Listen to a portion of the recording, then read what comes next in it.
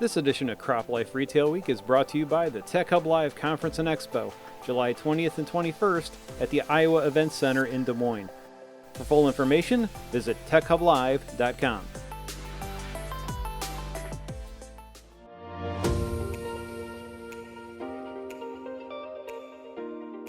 Well, hello again. Welcome to another edition of Crop Life Retail Week. Paul Shrimp here with Eric Stoligoy. How you doing, sir?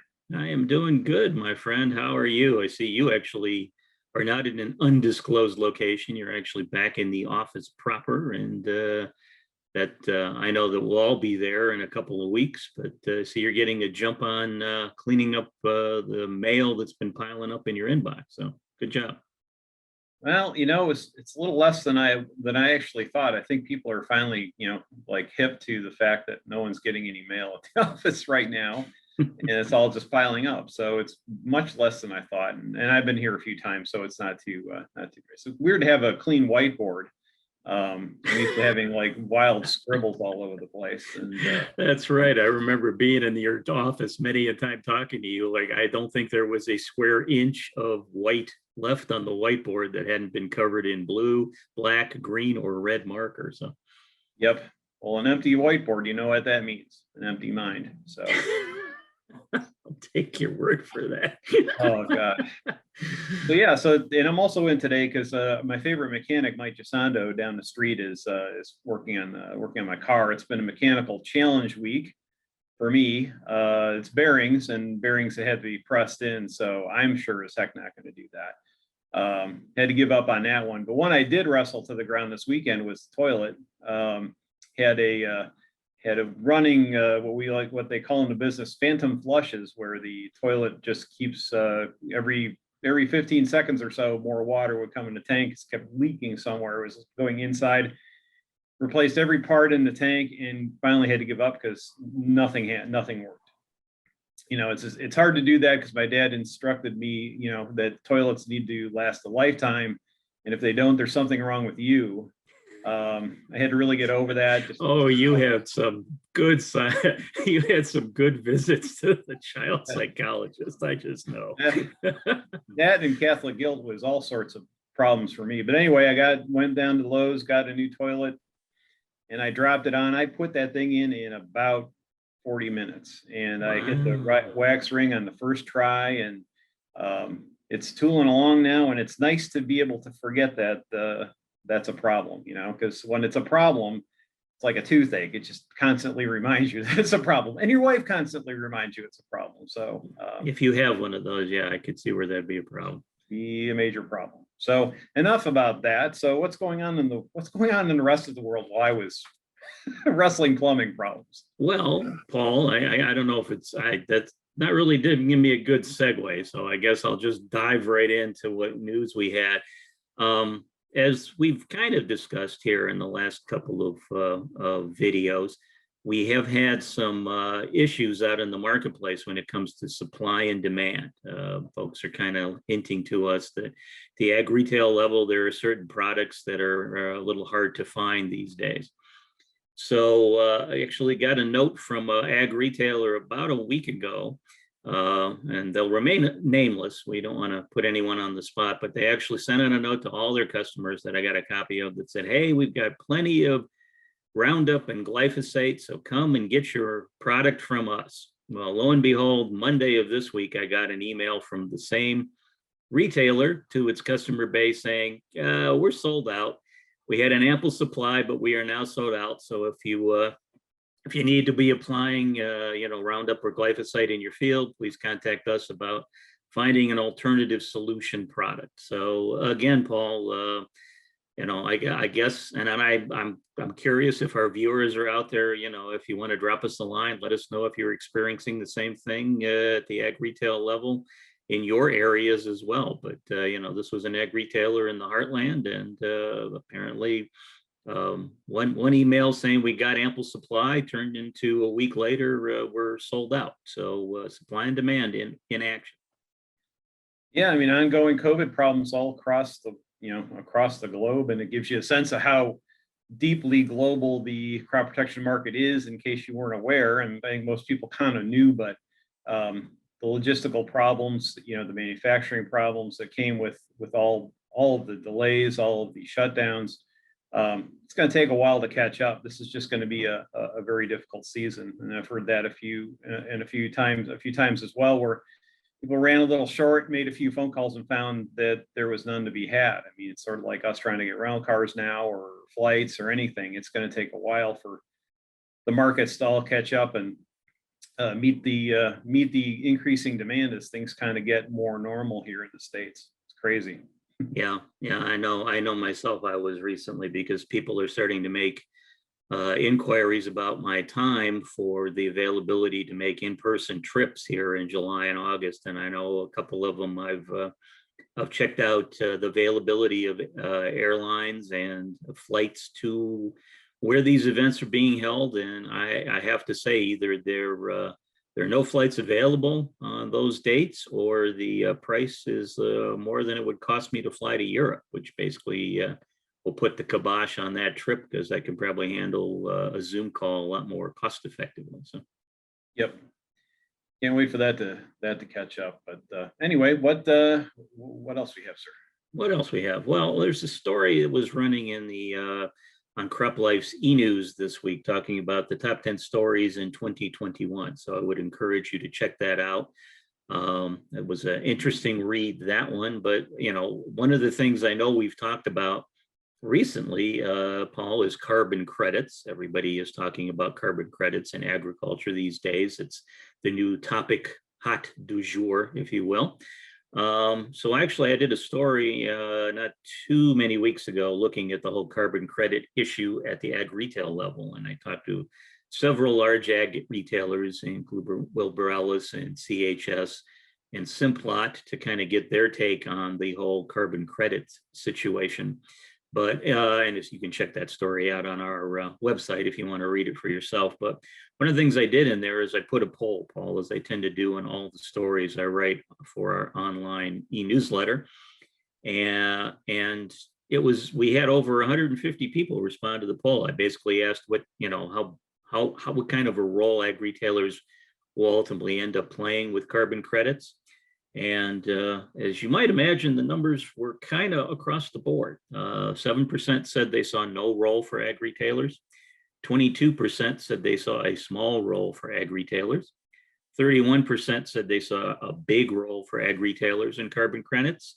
And a slight majority, 40%, said they saw a medium role for ag retailers. So I know that the Agricultural Retailers Association is having a meeting about carbon credits here in June. So it'll be interesting to hear what comes out of that. And I imagine that as in-person shows come together here, moving into the fall months of 2021, that carbon credits will probably be a regular topic of conversation at those events. Yeah, I mean, for all the activity, it feels like this is a early adopter / bleeding edge sort of play for anyone who wants to get into this, as opposed to, we have some ready-made opportunities for you. Why don't you hop on board? It's just it's difficult and uncertain and not quite settled. So those folks that are less risk averse, that are more ready to go and want to try things, are going to do it, and everyone else is going to kind of sit on the sidelines. It's just a lot of things. And I think in that story, there were a number of things that folks wanted before they figured it was going to get into some level of adoption, at a respectable pace. So there's clearly still work to do, but that doesn't seem to have slowed down the discussion or the programs that are out there, or what people are putting in the market. So interesting. Right. And like I say, this year, 2021, maybe the year everybody talks about this, but perhaps as we move into the 2022 season, we'll actually have more progressive, forward-thinking programs being put out there that folks can discuss at length. So on this one, stay tuned. That'd be great. Okay. Anything else? Yeah, Paul, time for your favorite segment of the show. It's time for Fun with Numbers. Awesome. So, hey, Paul, this one, hopefully, like I say, hopefully will be easy for you. The number this week is 40. And the clue would be a summer show. So what would be your guess what 40 would represent? Well, I would say it's something related to Tech Hub Live, and that's a conference we're putting on. So quick plug for that. But I'm pretty sure that it's the 40th anniversary of our for our friends at the Maggie conference in Illinois. Absolutely correct, Paul. I can hear the dings going off in my head. Good job. Applause, applause, applause. Yes, this will be the 2021 edition of the Midwest Ag Industry Expositions, also known as Maggie. Will take place in Bloomington, Illinois on August 25th and 26th, and it'll be the 40th anniversary event. I know the folks there organizing that are planning some special events around that, including what will take place the evening of the 25th at the tailgate party, where they're going to have a little tribute farewell to former President Gene Payne, who just retired here at the beginning of April. So I know that as of today, there's almost 80 exhibitors who have signed up to be at the show. And I know the registration is open at ifca.com's website. And, if you're interested in going, please sign up. But I told that basically July 1 is when they're actually going to start to go gung-ho on getting people to sign up to attend.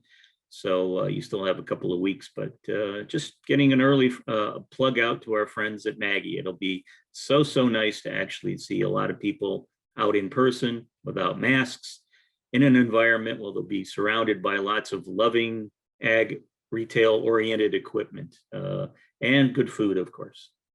I was going to say, if you didn't say the food part, I'd be really disappointed. Oh, no, those pork chops on a stick are something all of us really missed last year. So a 2-year gap on those. I suspect that when those are available at 10 o'clock in the morning, by 10:15, they'll be sold out. Yeah, they probably got the freezer full since they canceled last year. So can't wait. Possible. I might have to go. So congratulations, Paul, on Fun with Numbers. You got that one 100% correct. I didn't even have to hedge on that one. Awesome. It's good stuff. Thank you. Thanks for the softball. That was easy. So what do you got? I mean, obviously we've been talking a little bit about the plug for Tech Hub Live. I know that's coming up here very quickly. Yeah. And I encourage everyone to go take a look at the agenda. We've got kind of our speakers lined up pretty much. I mean, there's a few spaces that we're filling in, but got a lot of activity on that this week and get people locked in. And we're just really excited again about having an in-person event. There is not going to be a virtual component. We are all in person because we all want to see you and get a chance to get together and interact and find out what's going on in technology. Learn a little bit. Got great commercial exhibits. We got great commercial speakers as well. And if you're interested in what's happening with new products, our exhibitors are participating, a lot of them in Tech Talk sessions, where you can engage with them, find a little bit more what they're doing and talk to them. It's been some time since we've had in-person stuff, and this is really going to be one of your first opportunities to do this in this kind of a setting, and to engage with other retailers that are working in technology and precision and agronomy.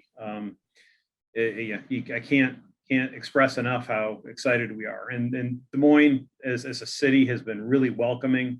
We've got a lot of great plans with the city in terms of taking advantage of what's downtown. It's going to be a completely new environment, really cool exhibit hall, really great meeting rooms. I mean, I can't say enough about how great the city's been. I think everybody's just really excited to have something happening live, and they're putting out the red carpet for us, which means the red carpet's out for you too. So if you come, I think you're really going to enjoy yourself, and you're going to learn a lot too. So I encourage you to register, and hope to see you there. Yeah, it'll be fun, Paul. I know my only concern about attending that event is I know because we're the hosts, I'd have to be wearing a suit and tie, and I'm hoping to God that I don't have to have my suit let out, because after a year or so of not having to wear it and sitting at home, eating Oreo cookies and Doritos in between Zoom meetings, I'm not sure if it's going to fit like it used to. So fingers crossed. Good, sir. Well, I bought 2 pairs of shoes for the last event we did in January of 2020, and they have about that much dust on them. I don't think they've had to leave the closet since then. So yeah, Yeah, that's right. Good shoes and nice clothes are things that have not been needed for the last 15 months or so. No, I've gone through about 6 pairs of tennis shoes, but no dress shoes. So I think we're wrapped up, sir. We done? Yeah, I do believe so. That's all I got. So Okay, well, that's plenty, I think. So that's it for this edition of Crop Life Retail Week. Thanks for joining us, and we'll see you next week. If you have questions or comments about today's episode of Retail Week, contact us by email or Twitter, or type your message in the comment section below.